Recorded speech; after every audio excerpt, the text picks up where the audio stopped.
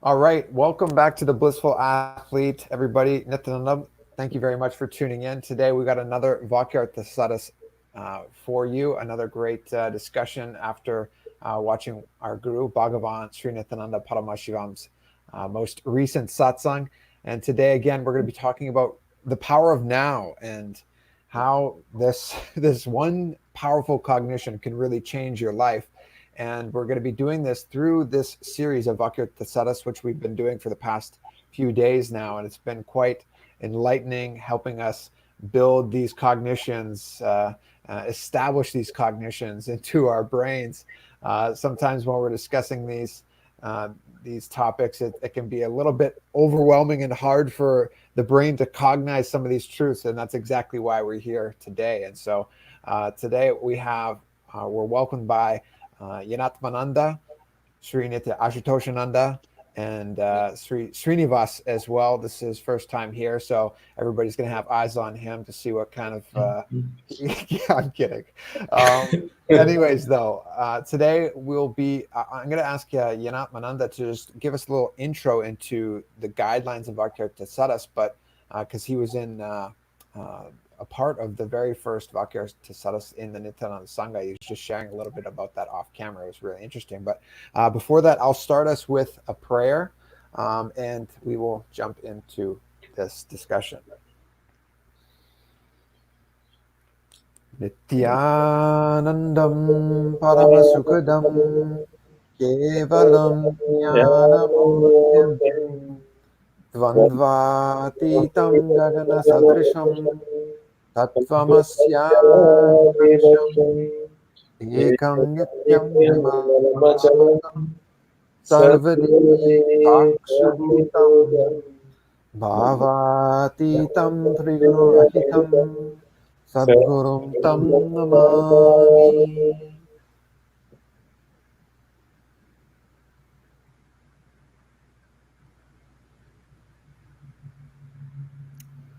Awesome.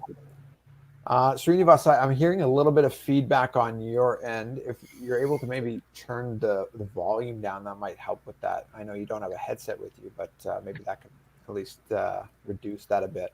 But Mananda, as I said, you were part of the first Vakyartha Sadhases that were happening in Nithyananda Sangha, and you were saying that they were 4 hours long each day, and it wasn't just 3-4 individuals. It was a group of, did you say about 25 balasants that were a part of this, or part of these sessions? And it was really interesting. So anybody that's coming here, you don't need to spend 4 hours with us, but Swamiji does say, just take 10 minutes, be here for 10 minutes with us, and we can dive into not internalizing these truths, contemplating them, and building these cognitions, and it can take you to a whole nother level. But Mananda, could you maybe share a bit about your experience when these Vakyartha Sadhas first began? Yeah, sure. It was so the Vakyartha Sadhas is often referred to as like spiritual debate. So kind of historically, that might have been sort of the context that was employed. And so, but from Swamiji, it's more of a kind of sharing of deeper understandings. And so in the Vedic tradition, we are required to question.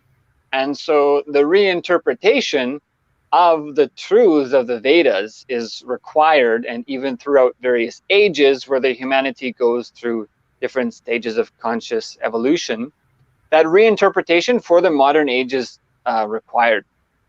So this is the blessing of having a living avatar. He can reinterpret any of the original scriptures for specifically each individual and for this age. And so what happens traditionally in Vedic tradition is, even Adi Shankara is a great example of this, around somewhere, I don't remember exactly what is the year, 1200 or 800 years ago. He was traveling around India and kind of really revived Hinduism as we know it today, and went around essentially kind of debating with various masters. And so in that context, the masters will be sitting together, and it's the ability, it becomes a discovery of who is situated in the deepest space. So whenever you get frustration, that heat happens in the body, the agitation happens, and the ability to be immersed in the deepest space of consciousness becomes disturbed. So the masters would sit together, and whoever is able to debate from the deepest space, then the one who wins that debate, the other master, will fall at their feet, become devoted to them, and it's whoever can lead you to the highest space of consciousness. So traditionally, this was kind of one of the methods and modes that happened. And so our experience in Adinam was more like everyone was doing a different session. We had one for the Ananda Yogam group. The boy Balasants had 1 hour, the girl Balasants had 1 hour, and the adults or the rishis had 1 hour. So it's on a different topic each day. And what happens is each person may have 1 or 2 understandings, what they had gleaned from that satsang, that is meaningful, powerful cognition that can help them in the future. Or it might be a legitimate question that people had.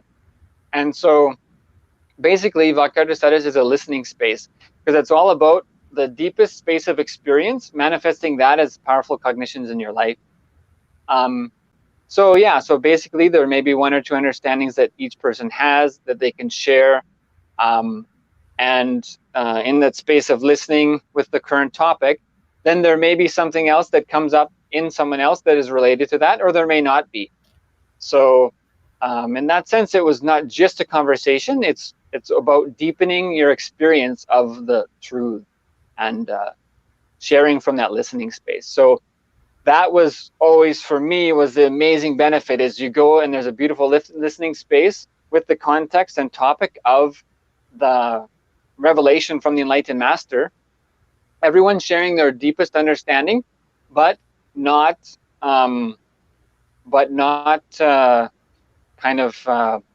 limiting it by it just being a conversation of words.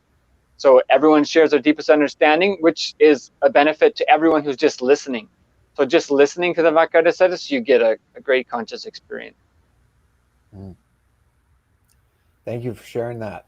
And today, so we brought in a new member, Srinivas. He's also a part of our Nithyananda Sangha. Nithyanandam Srinivas, thank you very much for being here today. And Swamiji's spoken a lot about being in the moment, the power of being in the moment, how time is really not, it should not be correlated with being in the moment.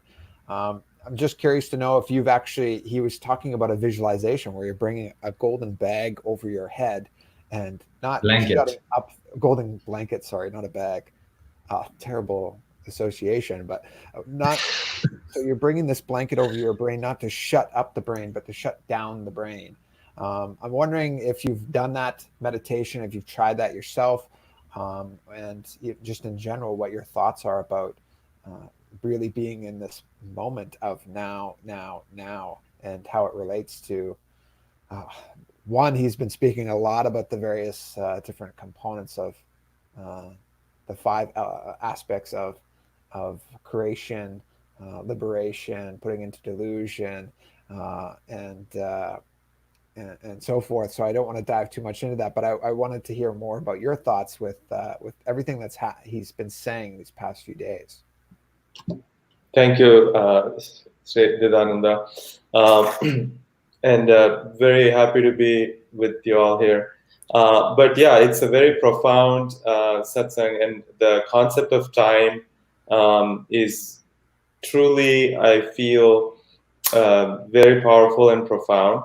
And it's not only to be understood from logical mind, but to be experienced. And time is really, I feel, and as Swamiji explained, what really keeps us in this kind of a delusion, and just the other side of the time, understanding the time, is the liberation, the experience of the whole truth.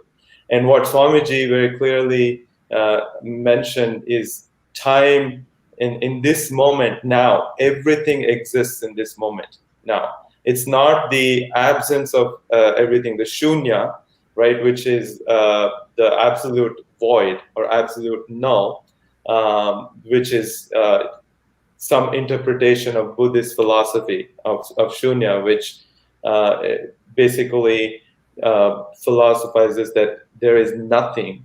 It's an absolute void or emptiness.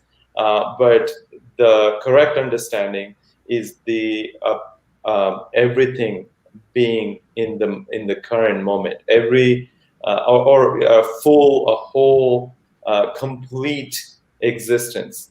It's a complete, your experience being complete. The whole existence vibrating and reverberating with that essence of everything being there. And when you say everything, it's the past, the present, the future, all possibilities of being, whatever you perceive as happy or sad, or all of those possibilities exist in this moment. And truly, when you try to wrap your mind around it, it really kind of opens yourself up to receiving higher and higher cognition. Yeah, I feel like that's definitely been our experience here the past few days since we started this, where we were able to, I mean, really like almost like pick away and just weave away at these cognitions, or at what Swamiji's trying to download into us and is downloading into us. But it certainly hasn't been something easily for me to grasp. But one word that really has helped me tremendously, when Swamiji, he's used it a few times, where he's saying visualize, the blanket over your head, or visualize, zoom out and see the Big Bang happen, see the rising and falling of zillions of stars and planets and black holes, suns, moons, all of these things. When I'm visualizing, I that's for me, it helps me cognize and understand. I can see things laid out in front of me, and I can see that, yes, they can all rise and fall and ultimately drop at the same time. And from where I am, from this zoomed out space, it's all just, it's all like the time isn't real, the matter isn't real. The only thing that is real is now.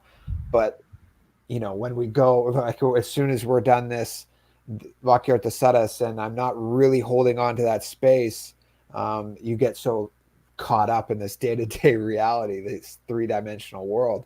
And so obviously that's why Swamiji's giving all these various techniques, and one of which is making your bedroom kailasa, which is a direct technique to melt into that kailasa space and feel the power of now.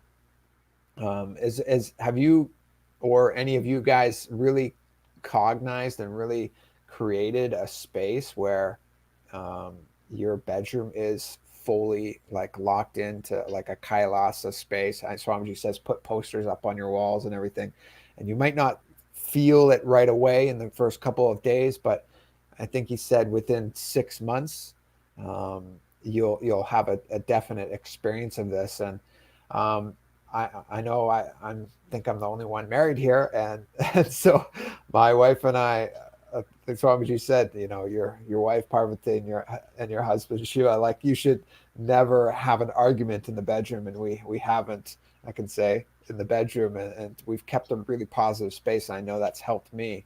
I'd like to know exactly how you're able to go in your day-to-day life using these concepts, or not these concepts, but trying to cognize and hold on to these cognitions. Obviously Mahavakya, etc. But for me, I know this Vakyartha Sadhas has helped. But maybe Ashutosh Ananda or Yanantamananda, if you could share a bit on that. Well, one thing that clicked to me with me today compared to the previous days. In previous days, we were also tying in that 5 faces and phases happening simultaneously. And today, what kind of clicked while I was listening to the satsang again and internalizing was that actually the past and future exists in the time that is there. But Paramashiva is beyond time. Time is only the fourth dimension, and there's so many other dimensions after that.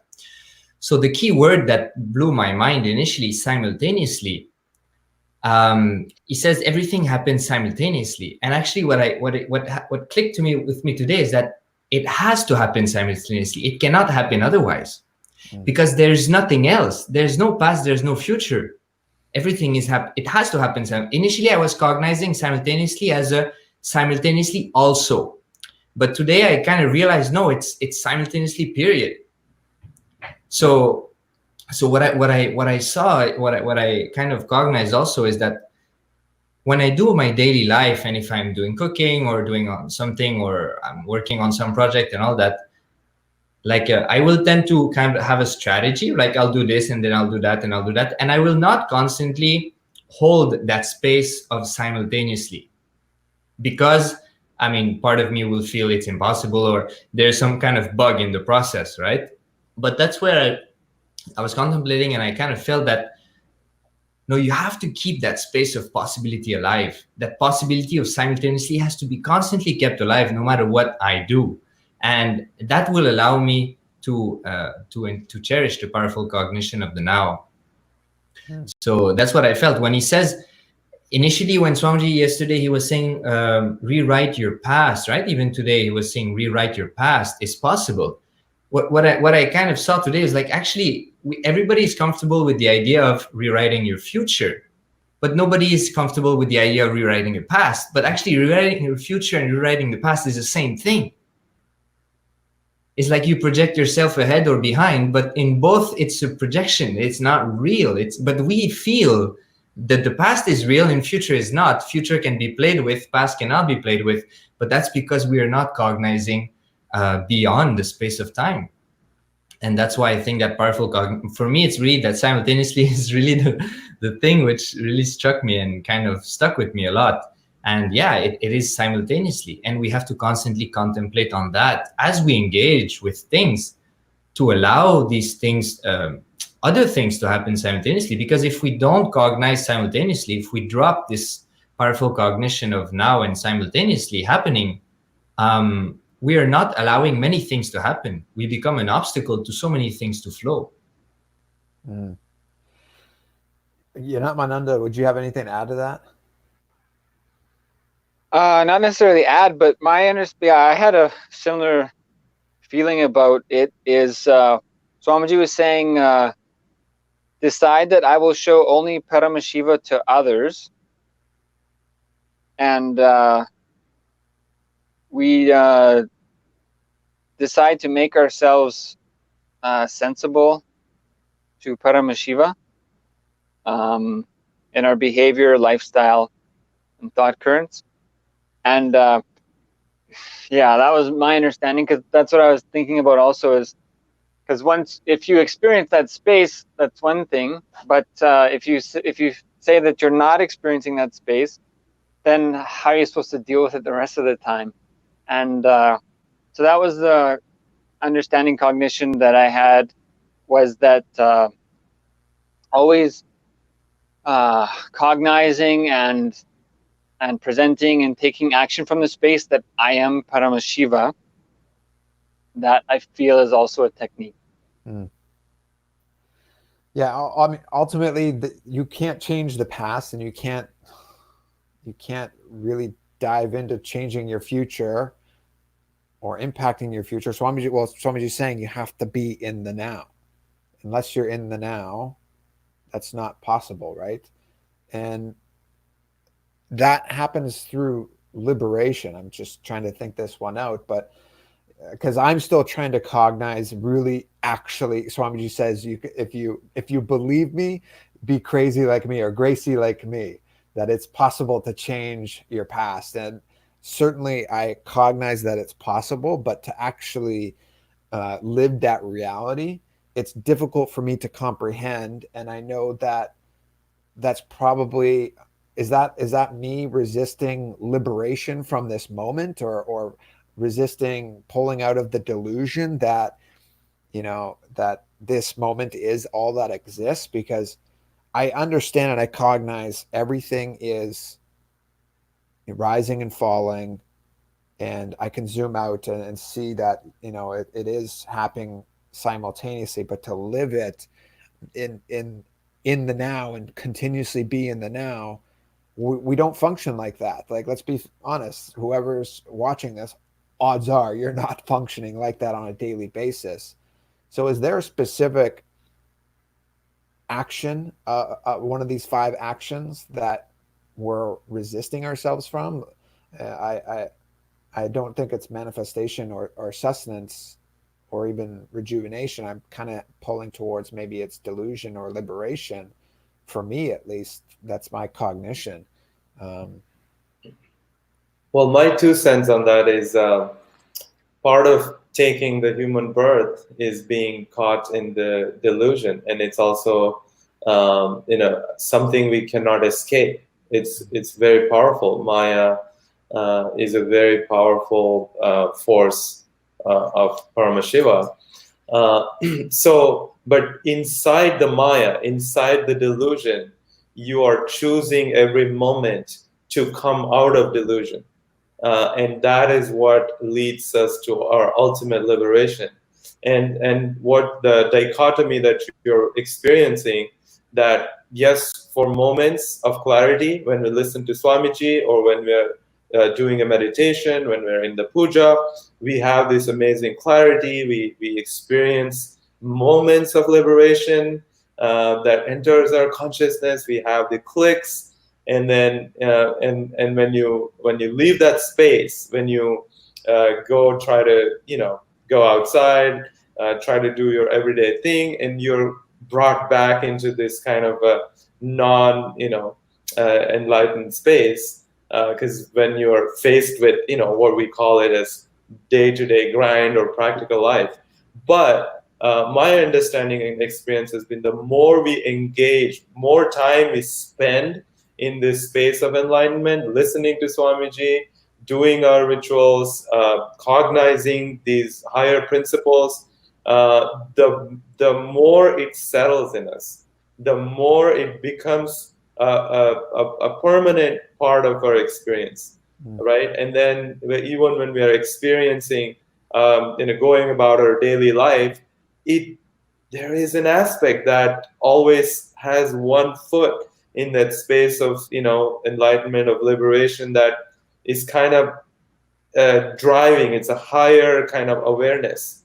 Not to say the struggles and the delusion doesn't affect you, but it affects you less and less and less. You can kind of separate yourself, detach yourself, see the bigger picture, hold on to the higher cognition, and then I think that's the way to exist and ultimately move towards the ultimate liberation. And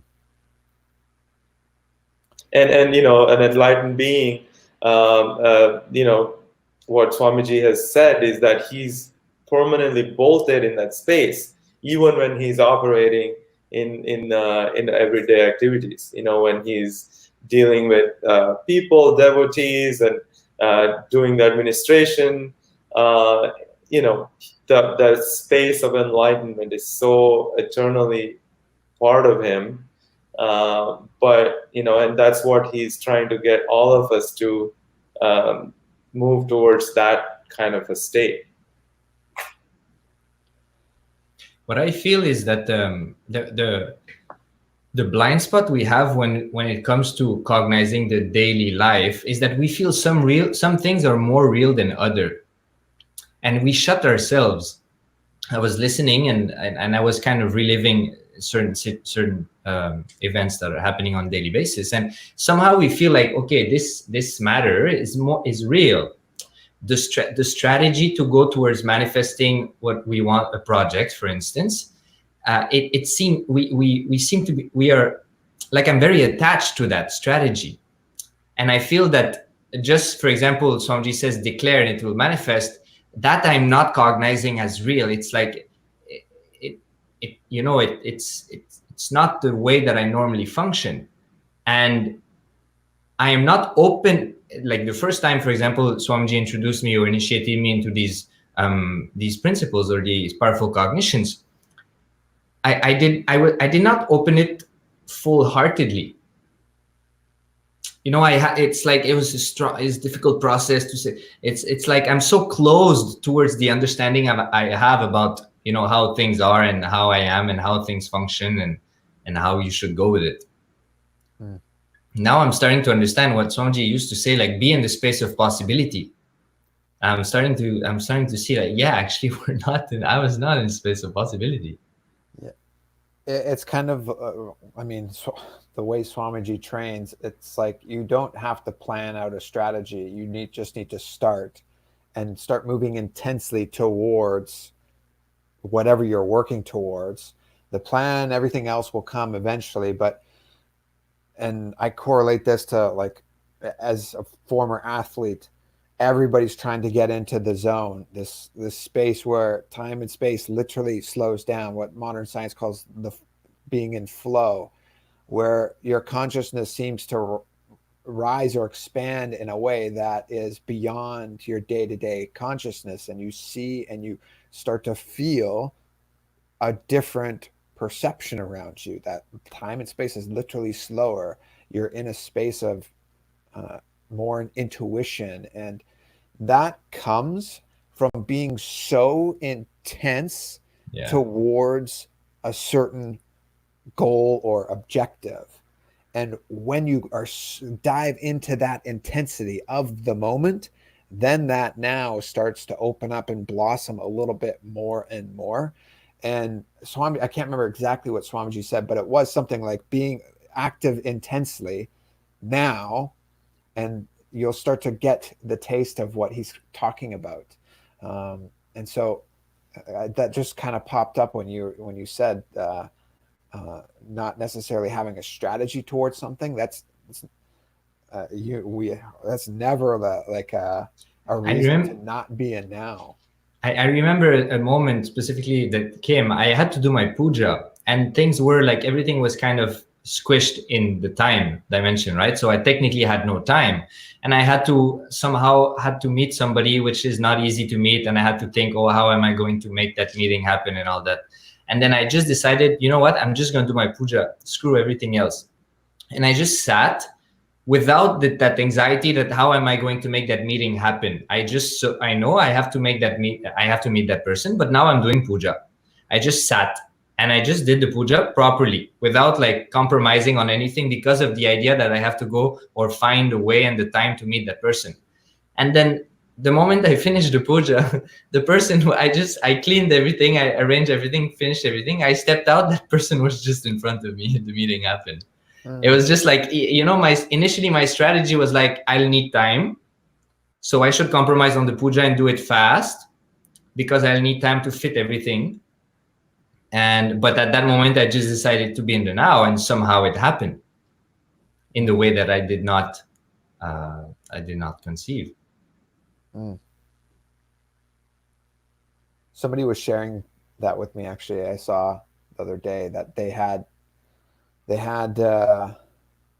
this download happen, and they started to write it out, and it was like 20 minutes worth of writing. And then when he was done writing, he put the pen down and then looked back up at the clock, and it was only 1 minute later. It went from 8:30 to 8:31, and he said he was in this trance of writing. It was like 20 minutes worth of writing, and there was no way that it was only 1 minute. So he transcended that time space. That almost reminds me of Ganesha. Even when we experience situations of intense fear, what you were referring to, you get into that zone where everything slows down. That also happens when you experience that intense fear, no? For instance, like you go to an interview and then you're so much anxiety about if you're going to get happen, or even going meet somebody, and every little gesture, you know, you cognize everything that is going on, every eyelid, every word, everything. You're just like, it's so intense. You're just seeing everything, and you're creating your own, you know, your own thing. Oh, what does that mean? Are they doing like this? Are they doing like that? So it happens that intensity definitely is a key to experience the now, or a result of experiencing the now. And speaking of that, experiencing so much in that moment, in Hinduism, there is, basically some of the Shastras talk about the moment when you're about to die. It's not an inauspicious moment, according to Hinduism. It's just a transition. So in that moment, you experience the whole life, that whole janma that you spent will pass in front of your eyes. You relive it. You are forced to relive, reassess, look at it, inspect, and have some sort of introspection of what all the situations and experiences you've gone through in your entire life. And there are many people that have had this experience, near-death experience, as they call it. They have attested that that's what they experienced. They saw their whole childhood to adulthood to the whole life just come in front of them. And I think that Swamiji also said that he will be with his disciples in that moment, and we would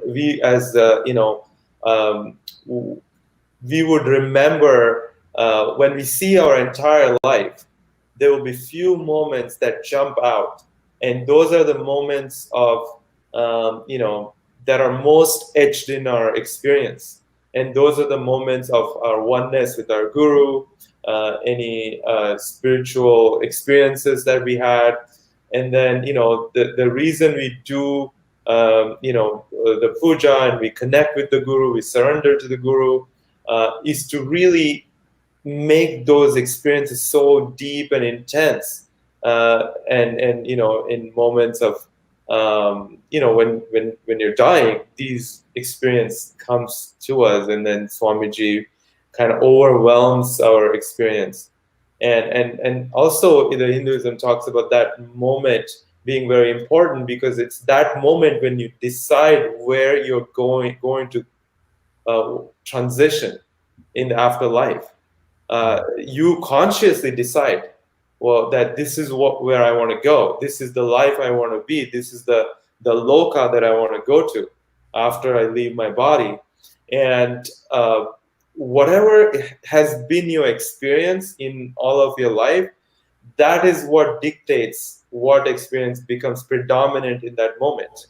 And then that in turn dictates what your next journey is going to be, right? So I think that, everything we do, connecting with the guru, our spiritual practice, it's so key in basically, determining those moments when it's time for us to transition, and then where we transition to.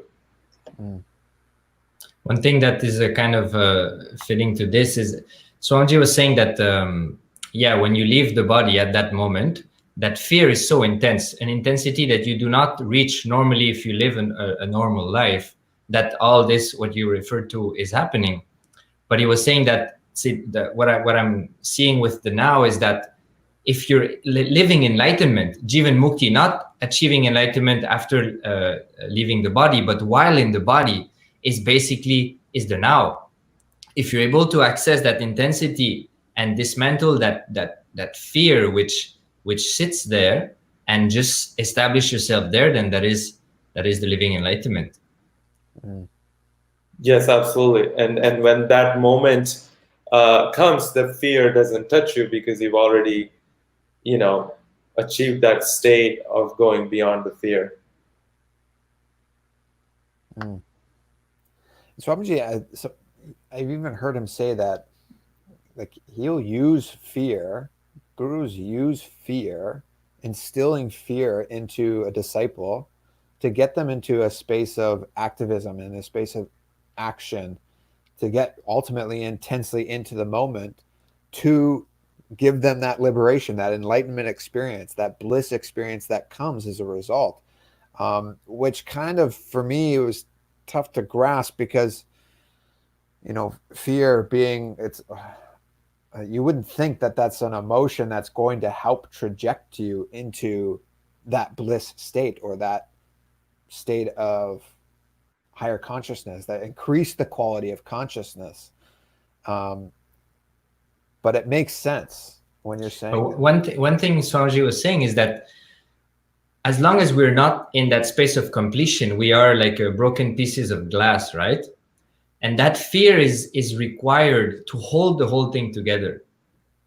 As long as you don't transcend that fear with the powerful cognition, which goes deeper than that fear, as long as that fear is not transcended, it is used to hold the thing together. So what Swamiji, referring to what you're saying, Swamiji is used when we are not able to run out of inspiration, when we're not able, that self-drive, we are not in the space and we are not cherishing the powerful cognitions, which allows us to drive from a space of just self-drive, then fear or greed can be used for you to keep running, because the fundamental thing is that basic activism has to be there.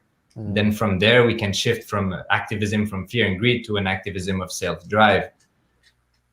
I want to give a completely analogy that's a little bit different from this, everything we're talking about. There is a race called Race Across America. It's a cycling. It's considered one of the toughest athletic endeavors, where people go from one end of the coast to the other without any stop. They don't sleep. They go nonstop. And one of the champions, he was describing how, when you're racing, you go through hallucination because you haven't slept for days. You have a team following you, and they're giving you food, but you don't sleep at all for days, and you're cycling through all kinds of terrains. And he said one of the things that the team uses to encourage the cyclists is to use the fear and all kinds of delusion that you have, and play with the delusion and the fear to make you keep going. And he says that he would have the hallucination is that there's an army chasing him, and he's running away from the army, and his team would egg him on, like, yeah, they're coming to get you, pedal faster. So I think, the way I want to connect to our conversation is that we are in delusion. And any tools that an enlightened master would use to go, help us go towards the liberation, even if it's to use the fear, right? I think it's completely fair, and it's a blessing to ultimately lead us to the liberation, because everything is delusion. Fear and all the motivations that we have, why we do what we do, and so he would play within that framework of our deluded mind to ultimately lead us to the liberation. And that's where the guidance of the guru is important, because he only can guide because he's established in that space, right? So he knows where to drive us. Otherwise, you'll just be going left and right and just ending up nowhere. Yeah. Yes. I mean, I don't want to go veer too far off topic, but each one of our chakras is correlated to a different dimension of us. Muladhara, for instance, lust focused, desire, yeah. So could a guru use like a desire of lust to somehow motivate you, knowing that like that you wouldn't attempt in that in some way, or infuse worry in you or fear in you, like we've just talked about? Could he use all these other chakras, all these other energy centers, to infuse Kundalini energy into us, to, like Srinivas is saying, for instance, somebody that's going across doing such a long marathon, all these type of energy is Kundalini Shakti, can be tapped into in various ways. and ultimately to help you get into the now, into this moment. Is that something that's real?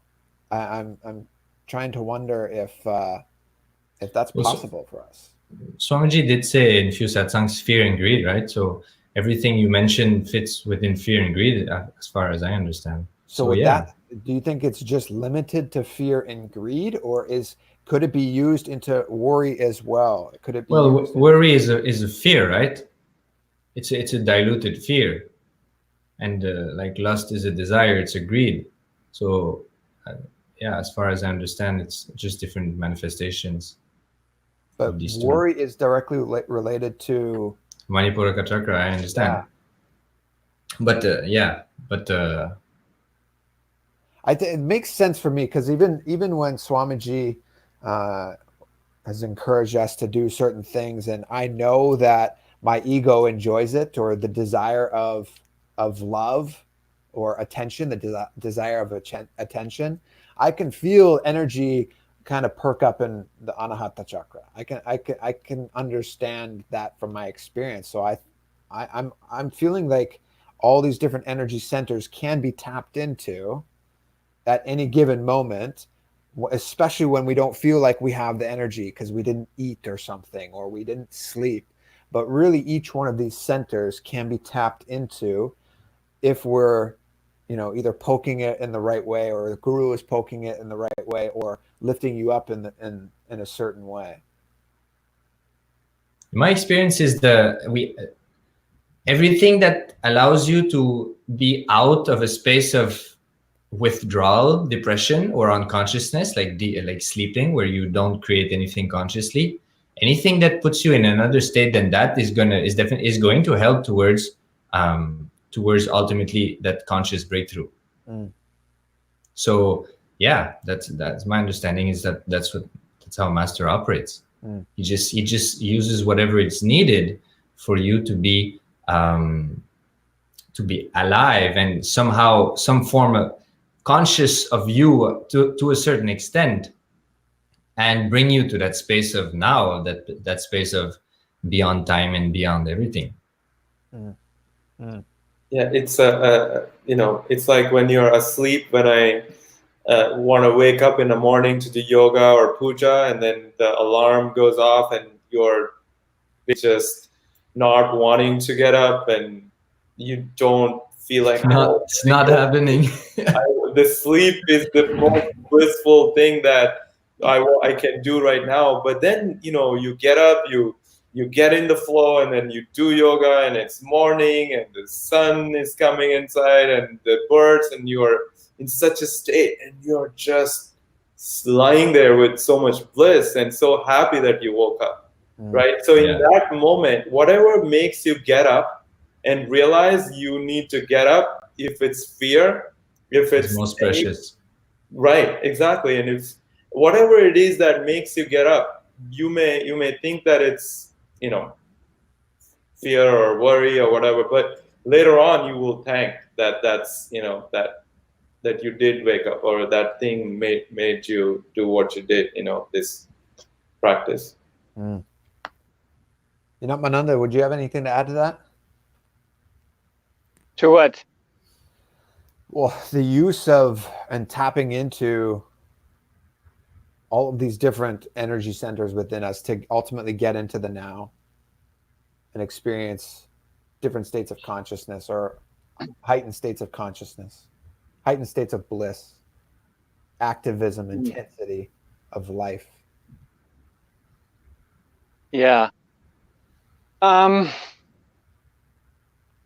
Yeah, I don't think it, for me, it doesn't, it hasn't happened without Swamiji's initiation. So that is a thing that operates in a way that I don't really understand. It happens more when you surrender. And I know, like, Swamiji, like this, like, yeah, that's, I do feel that it has to do with passion and patience, where you, like, even Swamiji's talking about put the golden blanket on your head. It's not about shutting up the mind is about shutting it off. And so that's been my experience, is like when I can relax, if I can relax, so it's like patience is there, but I'm not falling asleep. So there's enough passion to stay awake, but like not, not bringing a choice back again and again. I think that has always been what has given me the conscious experience, is Swamiji's initiation, and then having the trust, like he's saying, if you think what I'm saying is crazy, then you're not the disciple. If you think what I'm saying is gracie and you're going to go with it, then you're a disciple. And so I mean, really, that's what it's about. It's because there's really nothing to talk about except words if you don't have initiation from a guru. Otherwise, there can be accidental experience, but intentional conscious breakthroughs from a real enlightened master is a completely different dimension. So what I'm rediscovering with these, and it's such a great thing, because literally we used to do this Vakyartha Sadhas, we did every day, and there was 4 sessions.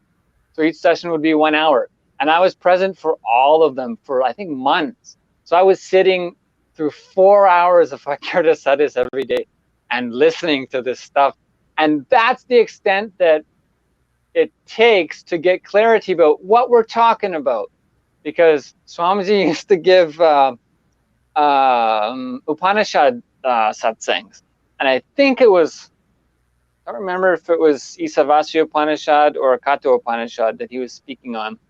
But he used to talk about the entering into darkness, and the one who thinks he already knows enters into more blinding darkness than the one who's clear he doesn't know, but enters in with the attitude of discovery.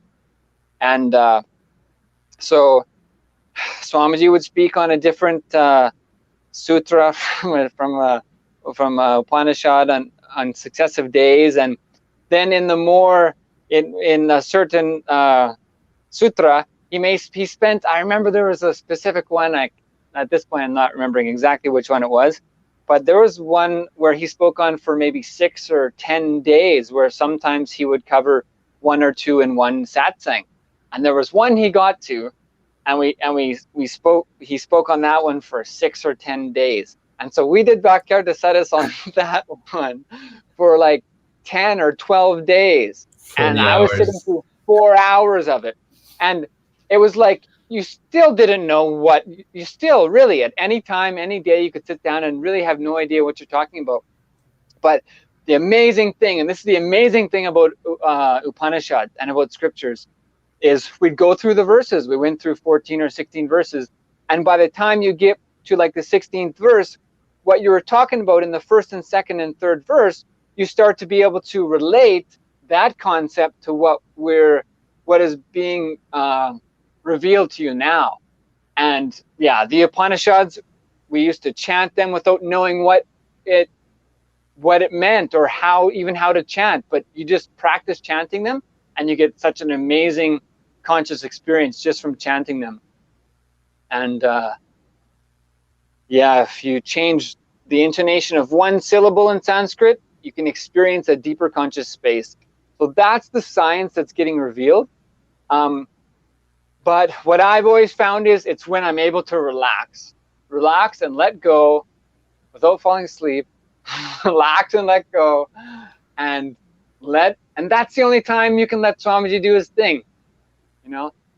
If you're in the way, then you can't be letting him happen. And so I think like when you're out walking around, that's when you need the powerful cognitions. Let's take action from this space.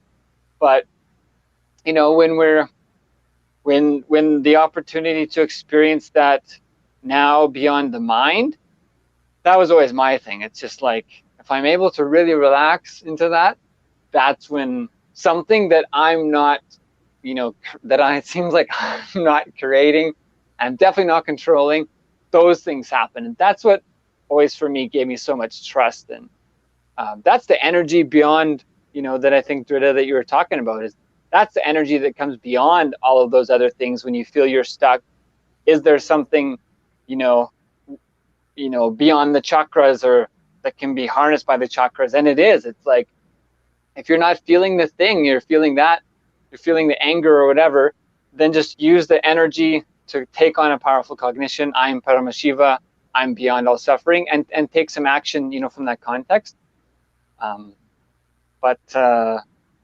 Yeah, that is, I always feel that is something that is really almost impossible to cognize, is what a real, actual enlightened being who knows how to use the science, and then the level of the avatar is that without any action at all, and just by remembering him, he can make that conscious shift in you.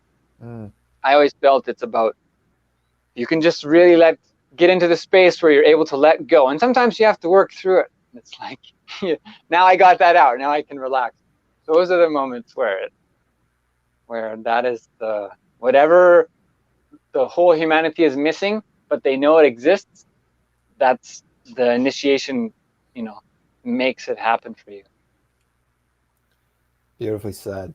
We're coming up on almost 51 minutes or so. So is there any last thoughts that anybody wants to say maybe before we close this Vakyartha Sadhas? So I want to just touch on one point.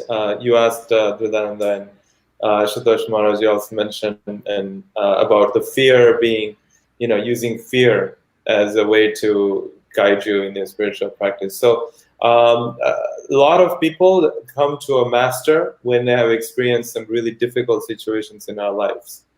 And in fact, that at that moment, it's such a bitter experience that maybe a delusion you had about happiness and what you want in life, just everything shattered, right? All your mental setup just shatters. And then out of that desperation, you're seeking some ray of hope. And then that opens up the space for Guru to enter.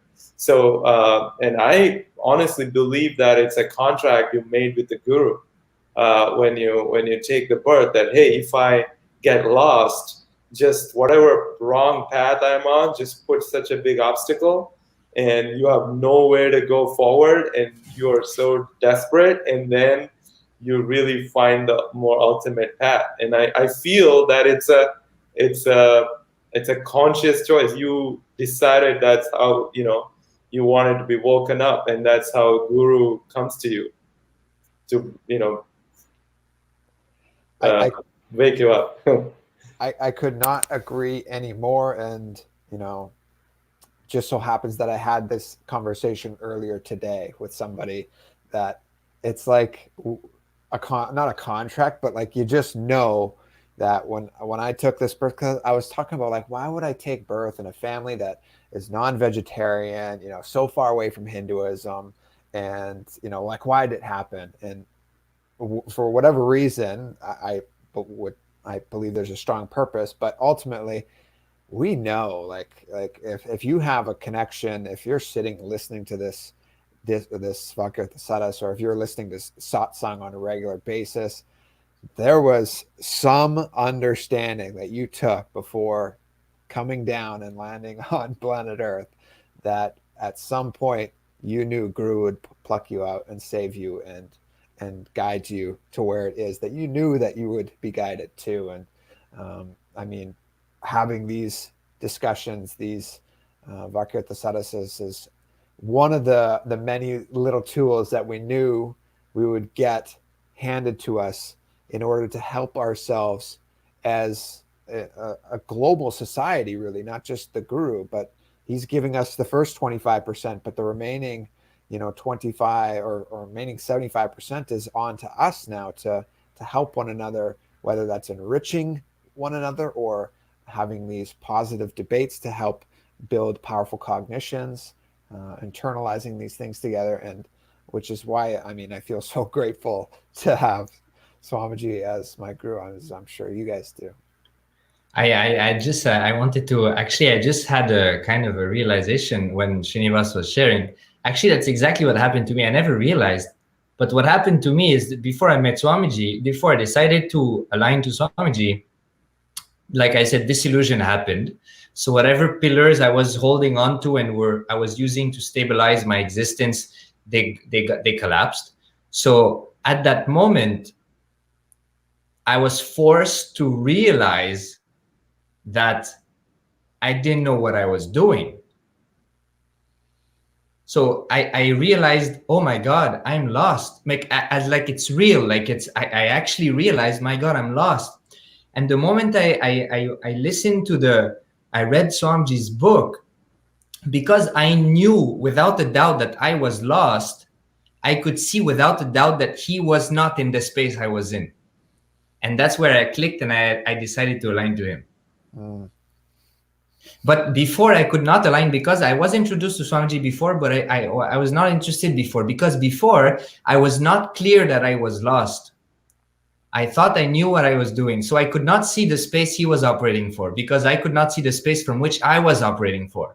But the moment I saw for real the space from which I was operating, I automatically saw the space from which he was operating. And I realized, oh my God, this is where I have to go. And then then Swamiji happened. So that's great. I relate with that experience. Yeah, it's amazing. That's actually that's what's clicking. It's really like I had to realize that I was lost to realize where in the space that he was in. That's good. I feel like a couple clicks kind of came together at the end there for us all, which was I know I'm excited. Thank you very much to everybody that tuned in for this Vakyartha Sadhas. I do see the live stream of comments. I don't bring them on unless that's really pertinent to the current discussion. But if you're leaving comments, don't always think that it's just for us to bring them up, but very much so for yourself as well to internalize and even getting engaged. Yes, yeah, being engaged with the conversation. And to Sri Srinivas, thank you very much for joining us this evening. Thank you, my pleasure. Ashutosh and Yanatmananda, Yes. of course, as always. And yes. With that, if you guys, I do see some basic questions as well. Every Saturday morning at 10 a.m., you can come back here. I do live Q&As for just any random question. But so with that, we'll close out this evening session with the Pona Mantra, and we will see you guys in future videos.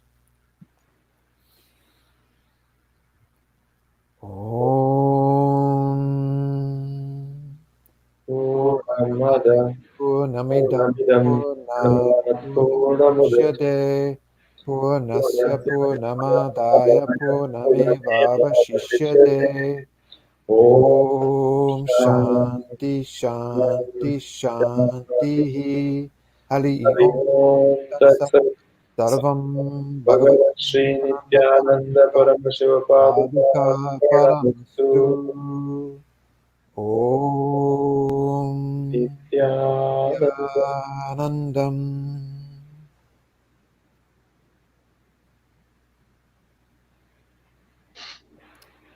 Awesome. Thank you again for tuning in, everybody. Nityanandam, be blissful. Nityanandam. Future video. Nityanandam. Okay.